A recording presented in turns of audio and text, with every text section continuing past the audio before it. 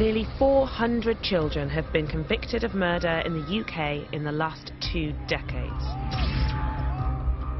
The youngest was just 11 years old. I'm Leah Green, and I'm investigating Britain's most terrifying children to find out what drives kids to kill.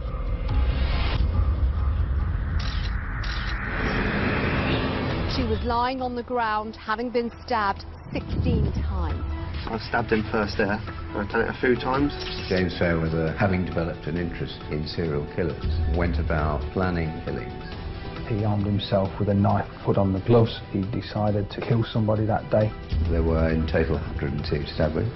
I'm at Guildford Crown Court and I'm going into the trial of a guy who, when he was just 15 years old, stabbed and killed 2 complete strangers. One has to ask the question, why?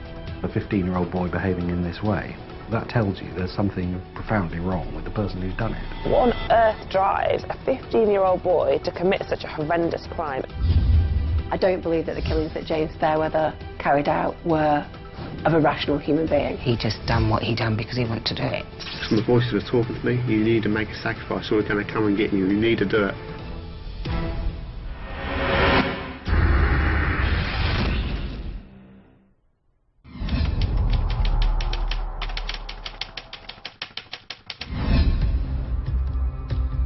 It's late at night on the 28th of March 2014 in Colchester, Essex. 33-year-old resident Jim Atfield is making his way home from the pub. Just done what he normally did, got up, went got a bit of shopping. He liked to go out for the odd pint, you know, if he had a bit of money in his pocket, he'd go and have a pint. James Atfield had been out drinking. He was fairly intoxicated, I think it would be fair to say. He was making his way home. On his way to home, he decided to sit down and rest. It's obvious that he fell asleep. 5:30 the following morning on the 29th of March, a person in the park saw what was quite clearly a person in great distress and severely injured. I'd heard it on the radio that somebody had been found in Castle Park. 2 police officers knocked on the door. They realised it was Jim. A father of 5, Jim was just getting his life back on track after a serious car accident 4 years earlier. That's where we went over to do karaoke, didn't we? He was a pedestrian and he was walking home and he got hit by a car and he sustained severe head injuries and he was in a coma for about 8 weeks. He sort of had memory loss, but gradually over time the memories started to come back. With a brain injury, he was totally vulnerable. First thoughts were sort of, because of his brain injury, did he have a fall, did he hit his head?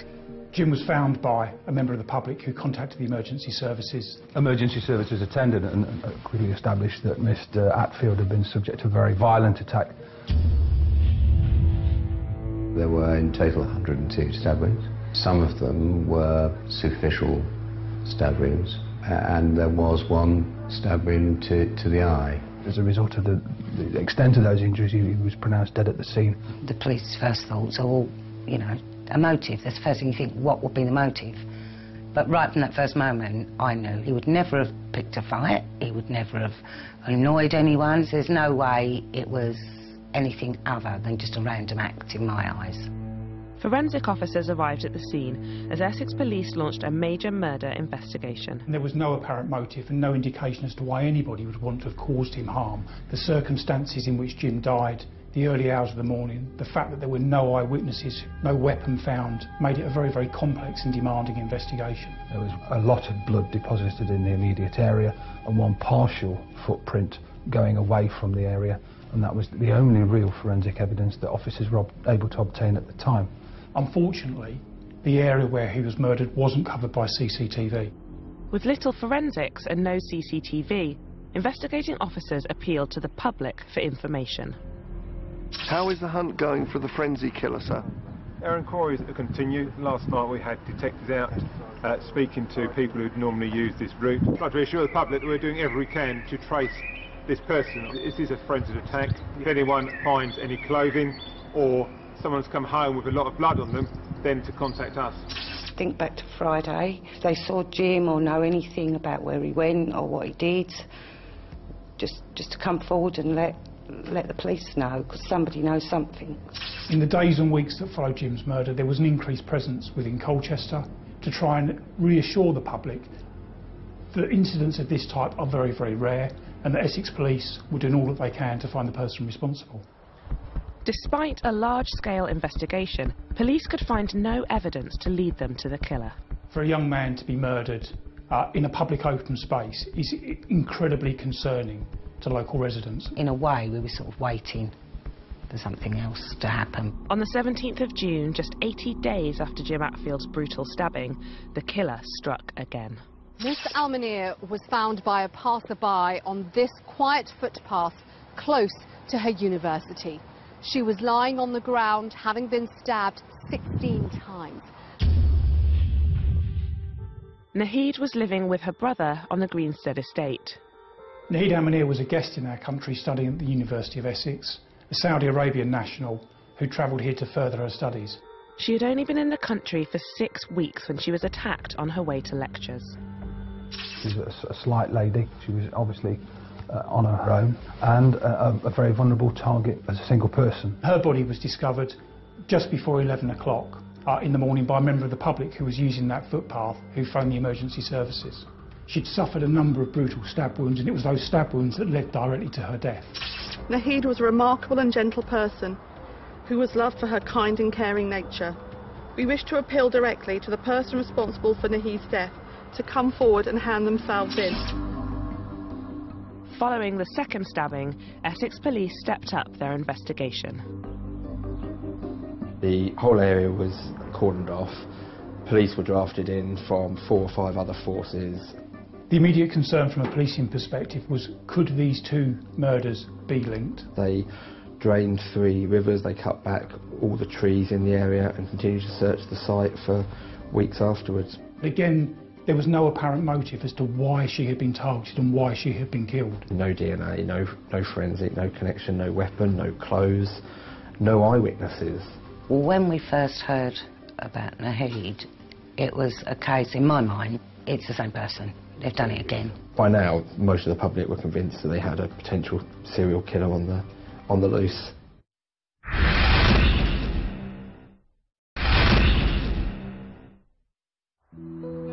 In 2014, a suspected serial killer brutally stabbed 2 strangers to death in Colchester, Essex. I want to see for myself where these horrific killings took place. So I'm meeting up with local councillor Tim Young, where the incidents occurred. So this is the park that James Attfield was found in? Yeah, this is Lower Castle Park where James's body was found. So would you say people are generally safe in this park or in this kind of surrounding area? Yeah, I mean this is where a lot of dog walking goes on. People walk through this area up to the castle, a beautiful castle park that we've got here. People think it's safe and a secure place to be at any time of the day or night. And what was the reaction like in the wider community of Colchester? I think because it was so random, because it was so unexpected, because there didn't seem to be a motive and that James didn't have any real enemies that anybody knew of, stunned, shocked, horrified and just amazement. The second killing happened just 2 miles across town on a popular nature trail. This is more or less the exact spot where Nahid was murdered. It's known as Salary Brook. It's again, a lot of people walk around here, students walking to the university, lots of residents, joggers, dog walkers. Do you think the feeling changed after Nahid Almaneer's murder? Oh, it undoubtedly changed, because people thought, are they connected? Have we got a serial killer on the loose? And a real feeling of fear in the community. It was palpable, you could feel it. Speaking to Tim just then, I got a very, very real sense of how terrifying it must have been to live here at the time of those murders. You know, there were 2 brutal murders, the second one right on some people's doorstep. You know, I can't even imagine what that would do to a community.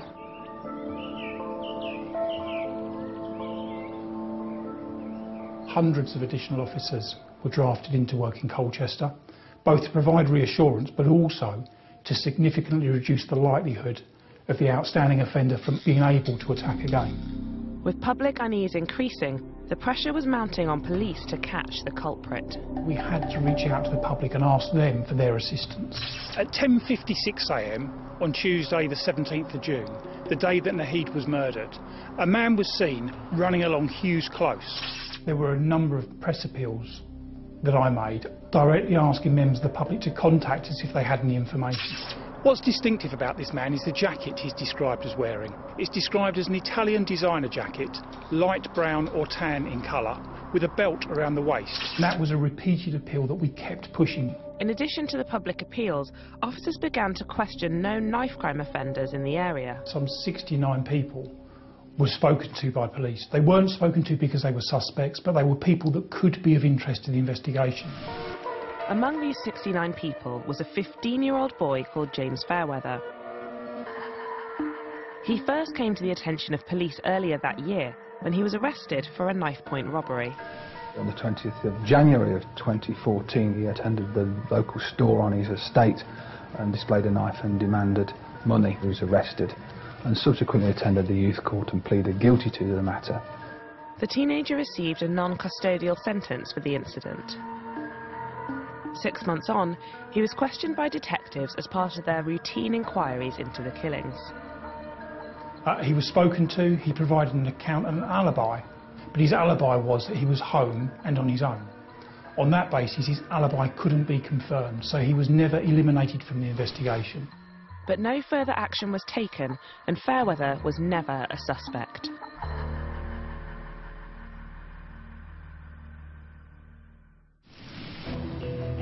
Over the next 11 months, police patrols continued, as did the search for the killer. Throughout those 11 months, I knew that if we continued to search for evidence and we pieced together those pieces of evidence, at some point we would find that vital piece that would bring the person responsible to justice. It was almost a year later that a local resident provided police with the break they desperately needed. On the 26th of May 2015, Michelle Sadler was walking her dog along here, and she looked down to that bridge over there and saw a young man acting very suspiciously.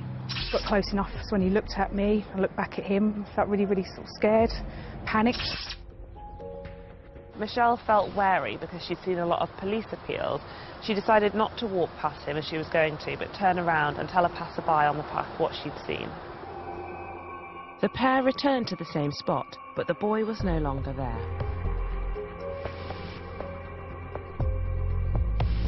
Michelle was concerned enough to call the police. Michelle Sadler said in her phone call, "There's somebody on the trail. He looks like he's wearing the jacket I've seen in the paper. He's in the area where the murder took place." Police officers arrived just minutes later and found a teenage boy, James Fairweather. He was stopped. He was asked whether he had anything in his possession that he shouldn't have. He said he had a knife. He took his hands out of his pockets. He was wearing gloves, gardening type gloves, and he had a ferocious looking lock knife in his possession. James Fairweather, having been arrested on the Surrey Brook Trail by the officer for possession of an offensive weapon, was taken to the custody suite at Colchester Police Station. The fact that he was caught with a knife, gloves, obviously ready to do something, he had to provide an explanation for that. But nobody was expecting what the 15-year-old was about to reveal. And I saw him. It was laying on the grass. Like that. It was like just fast asleep, where he was drunk. Can I stand up? No. Yes. Went up to him. Stood over like that. I'm not helping out. So I stabbed him first there. I've done it a few times. It would be fair to say that it comes as something of a shock. To sit opposite somebody who is claiming to have committed 2 such brutal attacks and to maintain your composure and to be professional isn't something that should be underestimated. Shocked by the confession, the police needed to verify that the teenager was the true perpetrator. He went straight into a very detailed demonstration of how he carried out the 2 murders.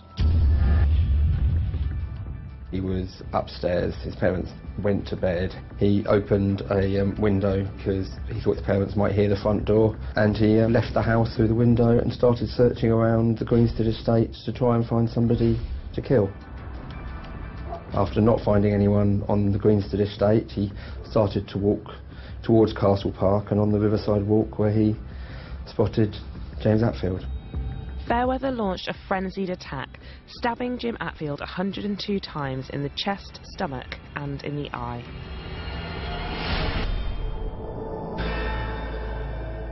The teenager then returned home to clean and dispose of the knife. He later bundled up his clothes in a bin bag, threw them in a dog bin in a place called Primrose Walk, later picked up by bin men but not seen, and dumped the knife in the River Colne without anybody knowing what he had done. Fairweather then went on to reveal the gruesome details of how he killed Nahid Al-Manea. He left home armed with what was described as a bayonet, walked along the Salary Brook trail and hid in a bush waiting. As Nahid walked along the path, Fairweather crept up and attacked her from behind, repeatedly stabbing her, including through both eyes. There were a series of injuries that he was able to describe that only the killer could have known about. When I watched the video clips and he's trying to describe why he did things, what he did, but also he wants to show the police officer exactly how he did it, there's almost this real childlike quality to him, that he's not connecting the gravity of what he's done. He wasn't displaying huge amounts of emotion. He wasn't, in terms of showing bravado around talking about an act that he felt proud of. He was just very cold and calm in talking about what had happened. Certain they had their killer, the officers now had to establish why. His explanation during an interview was that he heard voices that compelled him to go out and take another's life. Voices in his head told him to sacrifice them because of their sins. He went on to describe those voices as predominantly male voices who were almost taunting him. Some of the voices were talking to me, you need to make a sacrifice or we're going to come and get you, you need to do it. He was telling police that the voices were laughing and were cheering and were saying, you've done it, you're doing it, you're doing it. While I was doing that, my voices were laughing and laughing and laughing louder and louder. He claimed to only remember the first few blows to James Attfield and then going in some sort of rage, which he later said was more like a demonic possession. At no point did he say that he went out and just decided to murder two people. It was very clear throughout the time he was in custody that there may be some mental health issues underlying in his actions. Fairweather now became the subject of intense psychiatric assessment. He was diagnosed with autism. That was not diagnosed until the psychiatrists were instructed in relation to the case. He'd committed a knife-point robbery and been given a referral order and had been assessed by psychologists, and I'm astonished, frankly, that they had not realised that James was on the autistic spectrum. But as somebody who'd experienced autism on a personal level, the minute I met him, it was obvious to me that he was autistic. Also, James Fairweather definitely had some predisposed factors within his genetic code. His father had had some mental health problems as a youngster, which was highlighted by the psychiatrists. If you are born with the genetic traits and then you have the activation because of some big stressful situation, you are likely to activate that very genetic trait that you've been born with. As psychiatrists assessed Fairweather's mental health, police turned their attention to his home life and upbringing. Police were able to build a picture of James Fairweather's background very quickly. It's a small community, it's a very local community, a very contained community. He had attended a local school. He'd had a very ordinary upbringing. His parents were both very pleasant people, very hard-working. James Fairweather was described by his family, teachers and those that knew him as a pleasant young man. As a primary school pupil from school reports, he was described around the ages of 7 and 8 as kind-hearted. Clearly something must have changed in his life. It was when he joined the local secondary school that Fairweather's behaviour began to change. It seemed like he was very easily influenced, so he started playing up, started getting bullied a lot, was angry a lot. Even from an early age, one of his teachers described him in a report as a thug. Because of his parents working long hours away from him, he had a lot of time on his own, and he also started to bunk off school. He started to engage in viewing material that was quite violent, and he kind of started to have an unhealthy interest in serial killers. In psychiatric assessments, he admitted that his main interests were playing computer games at home and watching pornographic and violent films and reading pornographic and violent literature. Lots of young people and adults play violent games, watch violent movies. It doesn't make them violent. If you've already got issues socially, if you're isolated, if you've been bullied, if you're angry, and if you're genetically predisposed, that is a cooking pot of possibility and potential. It seems there had been a major turning point for James a few years earlier. I think the most significant event in James's life that triggered what was to happen was the death of his grandmother. We know that when he was around 12 years of age, he actually lost his grandma, who he was intensely close to.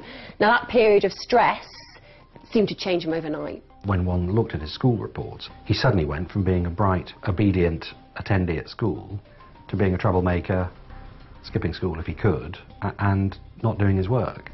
Teachers at his high school said his behaviour became very disruptive. The people that knew him started to bully him. He suffered a great deal of bullying, and all of these things are triggers.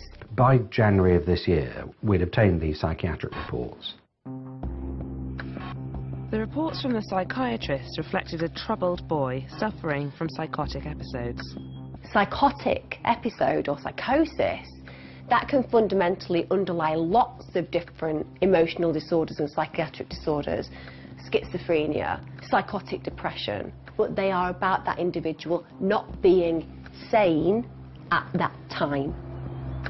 If Fairweather was psychotic when he carried out the killings, he could have a viable defence. One of the defences open to any defendant charged with the murder is to plead guilty to manslaughter, but on the grounds of diminished responsibility. James was accepting that he had carried out the killings. He pleaded guilty to manslaughter. The judge then set a date for the prosecution to obtain their own report and then notify the court and the defence whether they accepted his pleas to manslaughter or not. The prosecution instructed their own forensic psychiatrist, Dr. Joseph, to assess Fairweather.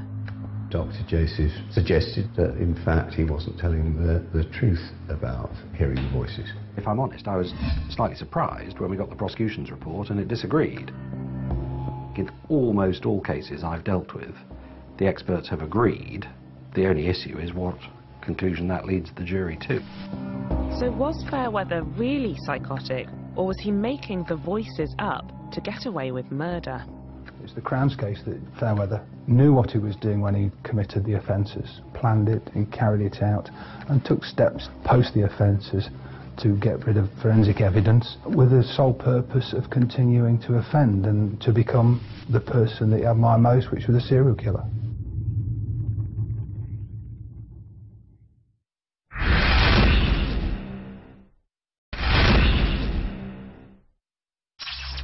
I'm at Guildford Crown Court, where James Fairweather is on trial for double murder. Inside, we've been hearing the gruesome details of how he randomly stabbed two strangers to death.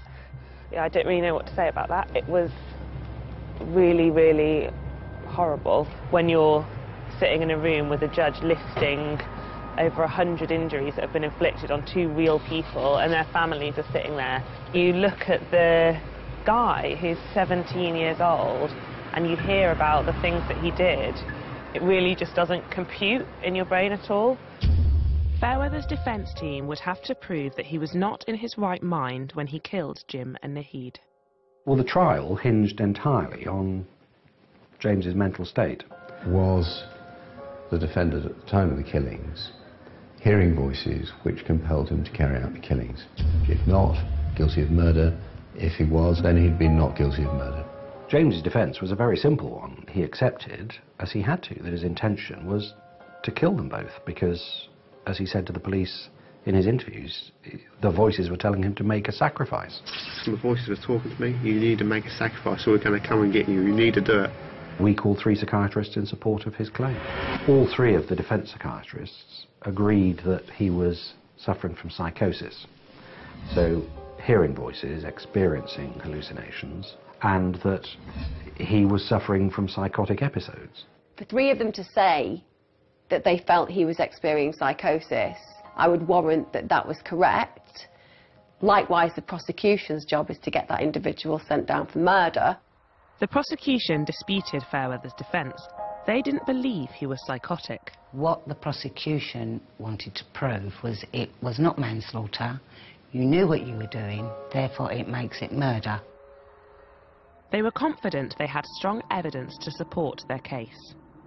The investigation revealed a significant amount of material related to serial killers. In a search of Fairweather's home, Essex police had uncovered evidence that could be crucial. The material seized from Fairweather's home address included books, DVDs relating to serial killers, in particular to Peter Sutcliffe and Kenneth Erskine. The material found in his house was extremely relevant. One DVD highlighted in court was titled Wrong Turn, The Carnage Collection. There was also the physical similarities between many of the attacks that were contained within that material and the way that Fairweather had conducted attacks that he had admitted to. Both victims had injuries to their eyes. Those injuries were very consistent with some of the DVD material that had been recovered. He was researching serial killers, reading books about them, watching violent films and fantasising about what he wanted to do to people. I can only think that that may have had some impact on how he viewed life, how he viewed the value of life and how he viewed other people.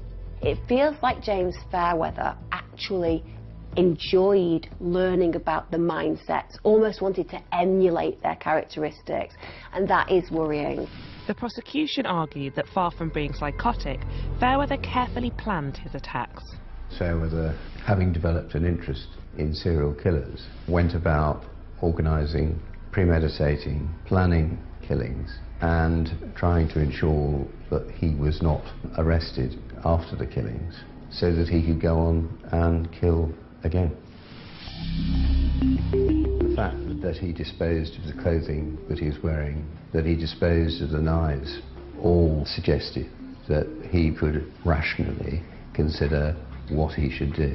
But circumstantial evidence alone would not be enough to prove Fairweather was thinking rationally. Clearly the killings bore some similarity to some of the killings that James Fairweather had researched. There wasn't any evidence of really in-depth research into what particularly had been done. The defence argued that an interest in serial killers in itself was not enough to explain what he did. What to another person may just be a passive interest very easily becomes an obsession because of the obsessive quality of being autistic.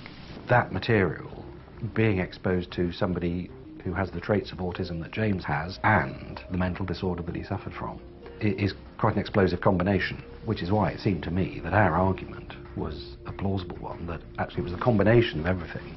I described it as a perfect storm, and take any of those elements away and none of this may have happened.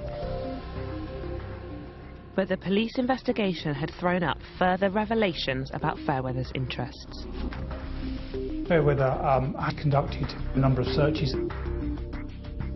What became apparent was that he had conducted research into other notorious killers. In particular, Kenneth Erskine, known as the Stockwell Strangler, who killed 7 elderly victims in the late 80s. One page that he downloaded related to the quashing of a conviction for murder and a conviction for manslaughter being put in place as a result of diminished responsibility. The prosecution argued Fairweather's interest in Erskine was an effort to research his own defence. He'd found an article about Kenneth Erskine in which Erskine had claimed to have heard voices. The description Erskine gave of the voices he heard and where they were coming from is very different from what James Fairweather was saying, because Erskine's voices were said to be external. James Fairweather was saying the voices were internal. And of course the hearing of voices is a very well recognised symptom in psychiatric cases, and particularly with the disorders that James suffered from. The trial would now hinge on the evidence of the expert psychiatrists called by both sides. The 3 psychiatrists called by the defence were of the opinion that his account of hearing voices was one that was more than likely the case, and therefore he was suffering psychosis at the time of the killing. One of these 3 psychiatrists had been providing treatment to Fairweather while he was in custody. Dr. Hill had been his supervising clinician over many, many weeks and months, and so was able to form a very good impression of James and his difficulties. The prosecution expert, Dr. Joseph, was next to give his evidence. Dr. Joseph disagreed with the diagnosis of psychosis because he doubted the veracity of James's claim to be hearing voices. What was extremely important for the jury's consideration was the interviews of the defendant, which were played to the jury, and Dr. Joseph's opinion that he wasn't psychotic during the course of those interviews. It seemed that every time he spoke to somebody, the voices were coming from different places and he was seeing different things. There was a hand coming out of a TV, there was a man with a giant axe in the room, there was a young child at the end of the bed, the voice was the devil. They was coming out with things about hearing the voices, and I'm thinking no, because if that was my child, I'd have picked up on it.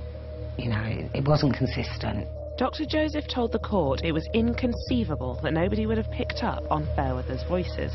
I thought the prosecution were overly sceptical about the genuineness of the voices, to be honest.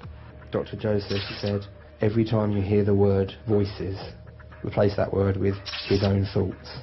There was quite a lot of debate over whether the voices were just his normal conscious voice, which we all have present, you know, the voice that we can hear in our head, or whether it was psychosis.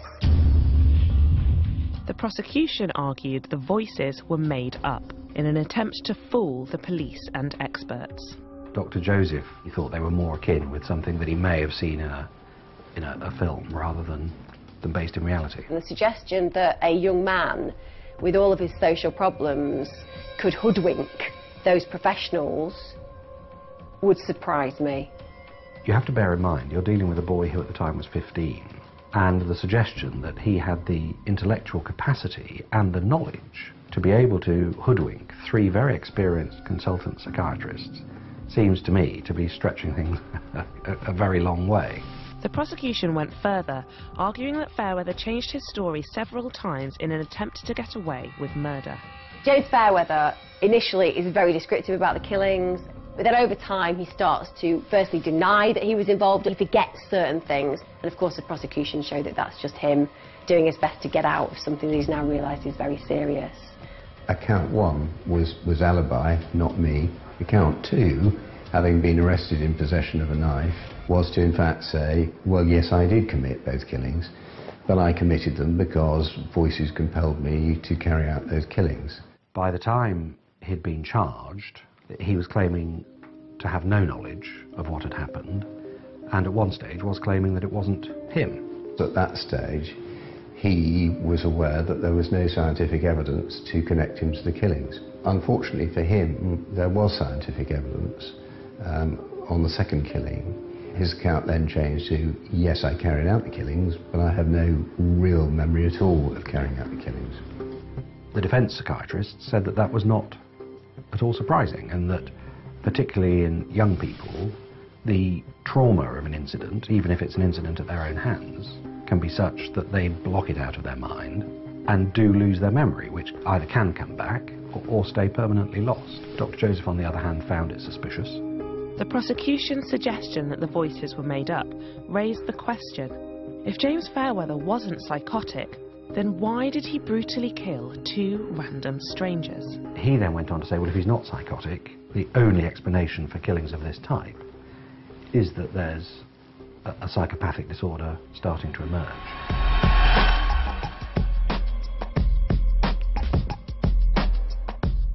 Psychopaths are individuals who have high callous behaviour, low empathy, and when we're looking at serial killer psychopaths, they are incredibly dangerous because they're sane. They're completely aware of what they're doing. He didn't brand him as a complete psychopath.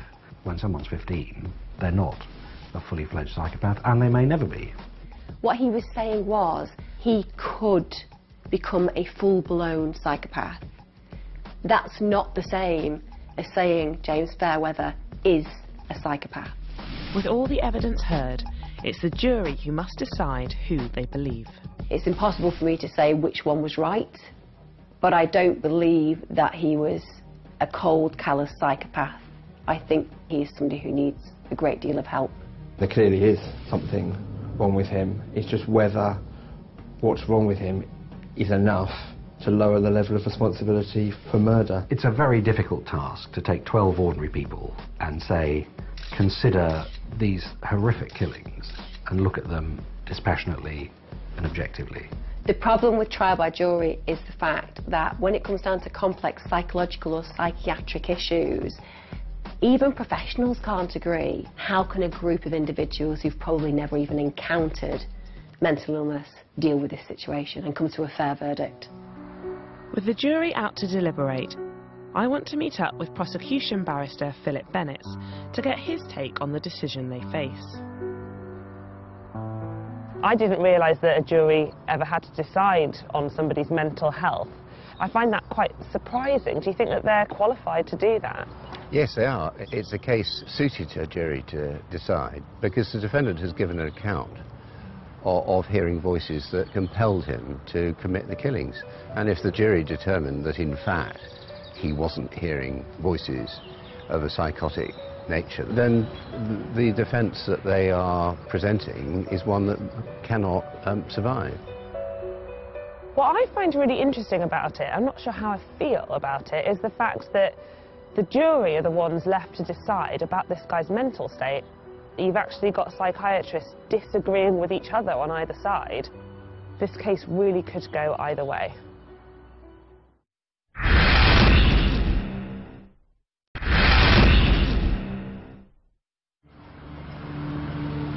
I'm at the murder trial of James Fairweather. In 2014, aged just 15, he brutally stabbed two strangers to death, claiming to be compelled by voices. The real dispute was the defendant at the time of the killings hearing voices which compelled him to carry out the killings. The only issue they were determining was his mental state and whether it was murder or manslaughter. After 2 weeks of listening to complex evidence about his mental state, the jury have reached their verdict. A teenager obsessed with the Yorkshire Ripper has been found guilty of murdering two strangers in frenzied knife attacks. He wanted to become a serial killer and was caught as he was hunting for a third victim. I think quite a lot of people were expecting the outcome to be manslaughter. The fact that the jury convicted of murder must inevitably mean that they rejected that he had been compelled by voices to kill. In accepting the prosecution's argument, the jury had concluded that James Fairweather was acting rationally. I don't believe that the killings that James Fairweather carried out were of a rational human being. I never fully understood Dr. Joseph's approach, I'm bound to say. Undoubtedly, a jury is going to be swayed by the individual who brings in the best argument. He gave his evidence very clearly. He was an impressive witness. He's a very experienced witness. And clearly the jury preferred his view of James from the experts that I called, despite the length of time they'd had to observe him. Having been able to see the evidence that was accumulated over the best part of 2 years, having heard some of the evidence that was given in court and knowing the facts of the case, I'm absolutely certain that the jury reached the right decision.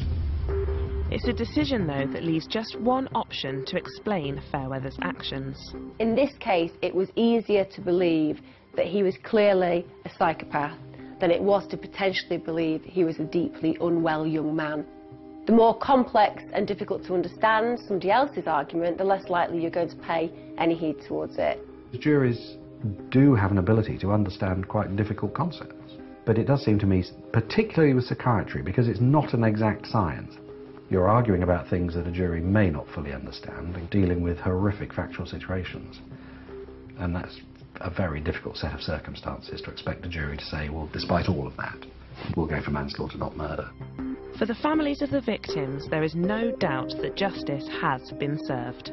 When we first heard that it was guilty, the first thing you want to do is jump up and shout, yes, we knew it had to be guilty. We had no idea the killer was so young. A fact that makes my son's death feel all the more cruel and unnecessary. I think it's never ever going to be over. But you just have to learn to live with it, I suppose, and get on and do the best you can. Fairweather's family will now see him grow up in prison and not in a psychiatric hospital. I don't think that we deal very well in the UK with juvenile mental health. I don't think we have enough resources. I don't think we have enough recognition. I think that we are swamped in dealing with these young people who have extreme issues, and so many fall by the wayside. I've come to the Old Bailey in London, and today the judge is going to decide what sentence to give to James Fairweather. There's absolutely no doubt that his crimes were really, really horrific, and he would have got a long, long sentence, whatever the verdict was. But the question was whether he was going to spend that sentence in a prison or in a mental institution. So basically, whether he was psychotic at the time of the crimes, or essentially whether he's just plain evil. And I mean, the experts, the psychiatrists, couldn't agree on that. But the jury was unanimous, and they found him guilty on both counts of murder. As the nation's media gathered outside, inside the families waited anxiously for the judge to decide Fairweather's fate. Sentencing was quite a hard day because obviously everything was gone through again. The judge had to take into account that there was not one murder but two murders that he was sentencing for. As Fairweather sat in the dock, he seemed completely detached from the gravity of his situation. There's no hint of apology, there's no hint of regret. You've got a family of a murdered man and representatives of a murdered woman sitting in the same courtroom, watching him smiling and joking with his parents. He just sat in the dock the whole time, just as if he didn't care. I don't think he's realised what he's done at all.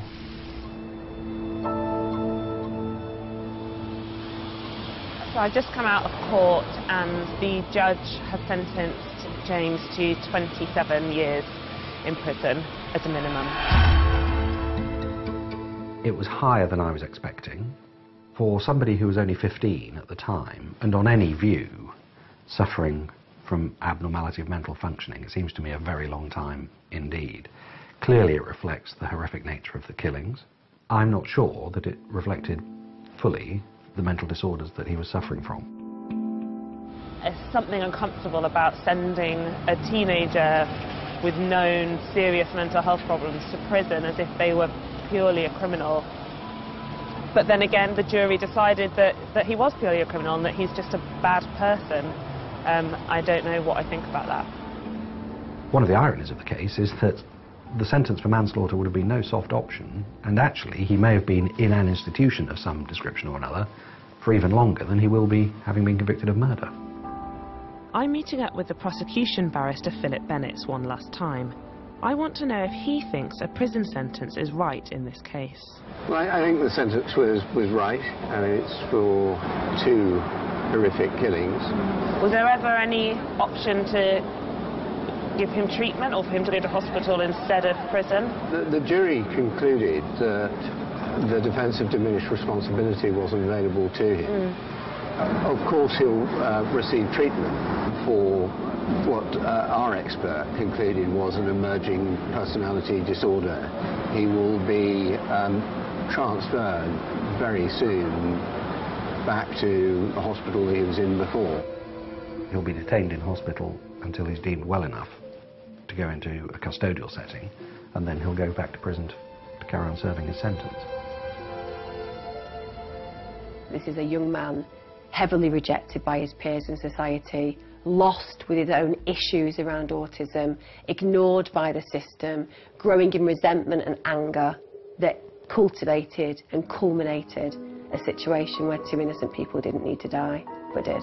It's a tragedy from every perspective. It's a tragedy for the families, for the two who lost their lives. It's one of those cases, sadly, where there's no winner at all. It's never going to be the same without Jim, but he's here with us all the time. We talk about him all the time, we laugh all the time. So to us, he's never ever going to be gone. He's always going to be with us. James has been found guilty of two really brutal murders, and he's going to go away for a very long time, and that's absolutely right, and that's the justice system that we have. The thing about this case is that experts on both sides couldn't agree whether he should be held responsible for murder. I just don't know whether a jury of ordinary people who have no expertise in mental health really are best placed to decide his fate. A modern singing legend taken too soon after a lifetime of personal struggles. Up next on 5 Star Autopsy, Whitney Houston's last hours.